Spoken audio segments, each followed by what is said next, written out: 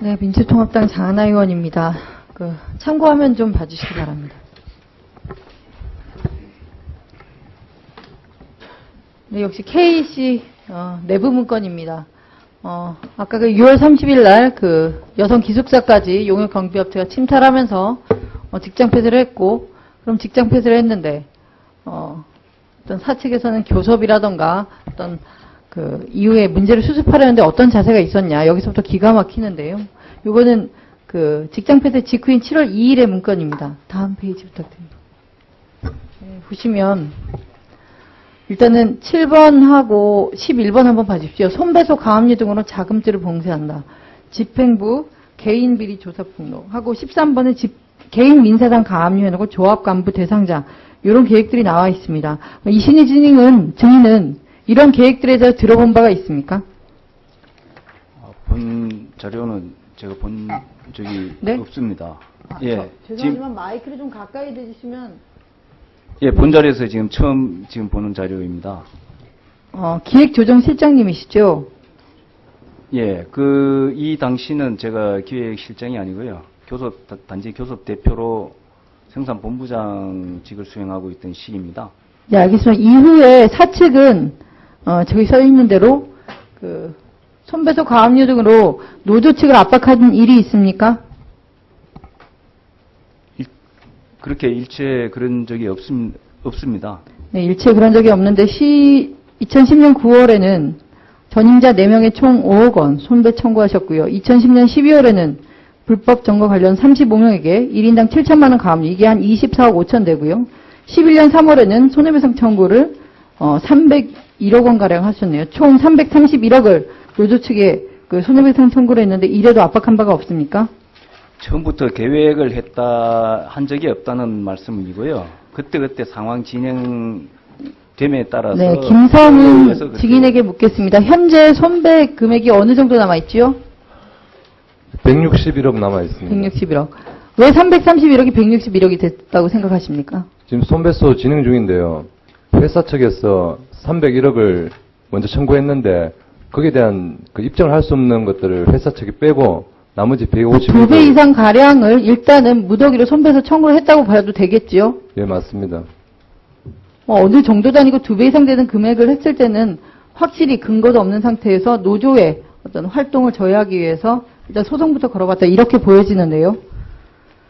다음 실제 페이지. 그렇지 않습니다. 처음에는 훨씬 더 많은 금액을 청구를 했었습니다. 거짓말입니다. 네. 일단 14번. 사원 그레이드 분류. 일단 A 축출 대상. 저는 이 표현부터가 어이가 없는데, 지금 직장 폐쇄하고 바로 이틀여 지난 후에 자기 노동자에 대해서 축출 대상이다, 이렇게 표현하는 것도 어이가 없고요. 그 다음에 A등급 사원에 대한 협박 방안을 강구한다. 그리고 A등급 집중해서 부모 남편에게 재통받는다. 이런 식으로 집에 전화를 걸었던 걸로 밝혀져 있는데요. 김성훈 증인께 묻겠습니다. 이때 정말 이러한 어떤 그러니까 축출 대상으로 분류되는 노조원들에 대해서 이런 탄압이 있었습니까? 예, 실제로 저희 지도부 8명이 먼저 징계되었고요. 그다음에 이 파업 중에 있는 조합원들 속에서 온갖 소문들이 난무했고, 실제로 저기 정보에 나왔던 거짓 정보를 유출하듯이 실제로 저런 짓들을 했고, 그다음에 집집마다 전화를 하고 가정 통신문을 보내고 그렇게 해서 조합원들을 협박했습니다. 이 자리에 장관님 나와 계신데요. 저러한 노조에 대한 탄압 행위는 부당 노동 행위라고 보아도 되겠습니까? 예, 그렇습니다. 네. 그래서 조치를 했습니다. 네, 그럼 다음 페이지 보여주십시오. 이것은 2011년 2월 24일. 이건 이미 농성 해제하고, 네, 공장 점거를 푼 이후의 일입니다. 인력 구조조정 로드맵이라는 또 내부 문건이 있는데요. 여기 지금 기본 방향의 가번을 봐주시면 파업자의 회사 복귀는 원칙적으로 차단한다. 전원 퇴직이 원칙이다. 이런 말이 되어 있고요. 다번 친기업 성향의 노동조합 설립, 회사 경쟁력 강화, 협조체제 구축, 이런 말이 있는데요. 다시 장관님께 묻겠습니다. 사측에서 친기업 성향의 노동조합 설립한다, 이런 계획을 가지고 만약에 진짜로 친교섭의 노조 설립에 개입을 하였다면 이것 부당 노동행위라고 보아도 되겠습니까? 부당 노동행위고요. 네. 이 건 관련해서 대표이사를 기소했습니다. 네, 알겠습니다. 다음 페이지 와주십시오.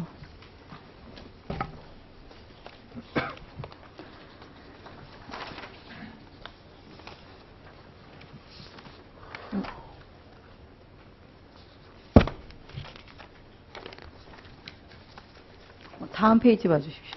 네. 지금 인력 구조조정 로드맵에 보면 원칙적으로 전원에 대해서 복직하는 걸 막겠다고 되어 있는데 그래놓고 한 것이 복귀자에 대한 반인권 교육입니다.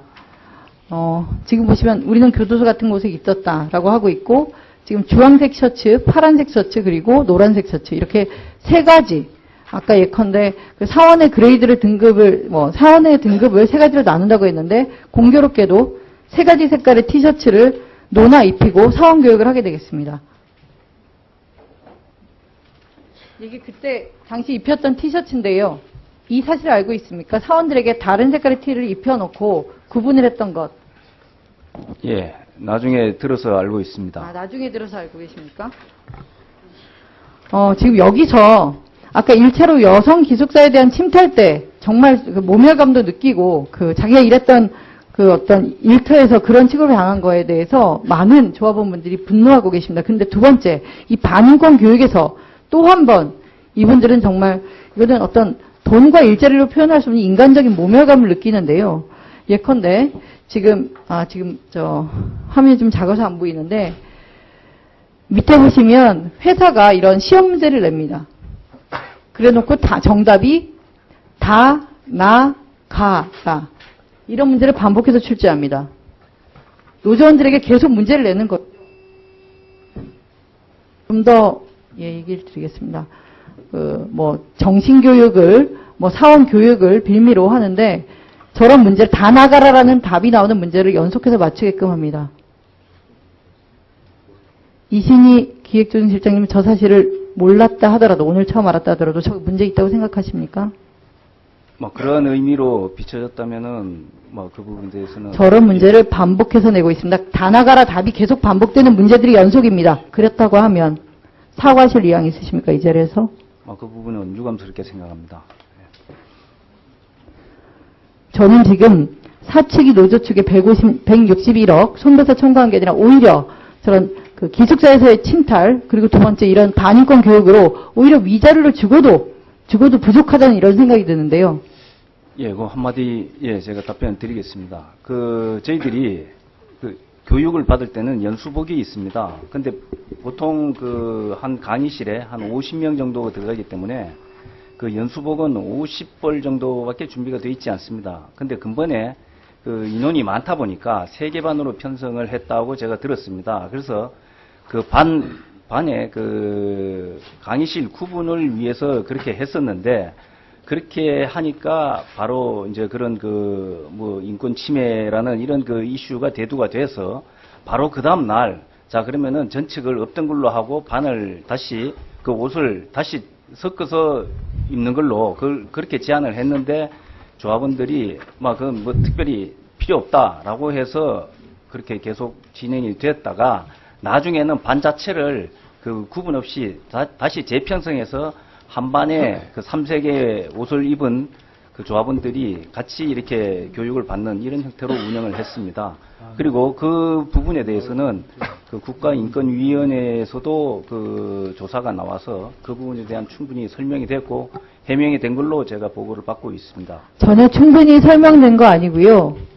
그렇다면 교육받는 직원들 화장실 갈 때마다 일일이 용역 경비업체가 쫓아다니고 거기 관리자 메모에서 모모 조합원 몇 시에 몇 시 몇 분에 화장실 가서 돌아온다 이런 거 다 체크하고 이런 거는 참 말씀드리기로 그렇지만 남자 경비 업체 직원이 따라가서 여자 화장실 앞에서 헛기침을 한다거나 인기척을 해서 모멸감을 주고 이런 일들도 그렇게 다 일일이 변명하실 겁니까? 지금 이 자리가 그렇게 가볍게 그냥 이 순간만 모면해서 될 자리가 아니고요. 여기서 일어난 수많은 그런 인권 유린의 지금 여기 나와 계신 김서훈 증인한테 제가 잠깐 그 마이크를 넘기겠습니다. 제가 얘기하는 것보다 그 반인권 교육에서 얼마나 절절하신지 짧게 좀 얘기를 해주시고 지금 이신희 증인의 대답에 대해서 어떤 느낌이신지 얘기 좀 부탁드립니다.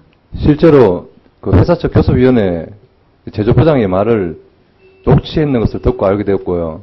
실제로 그 교육 현장은 교육을 빙자해서 다 나가라, 말 그대로 못 견디고 다 나갈 거다. 그래서 조합원이 못 견디고 40명이 퇴직했습니다.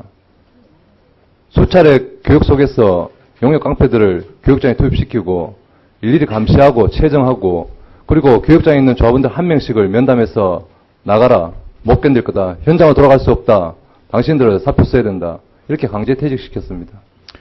예, 이제 잘 들었습니다. 장하나 의원님 끝나셨죠? 네, 하실 말씀이 더 있나요?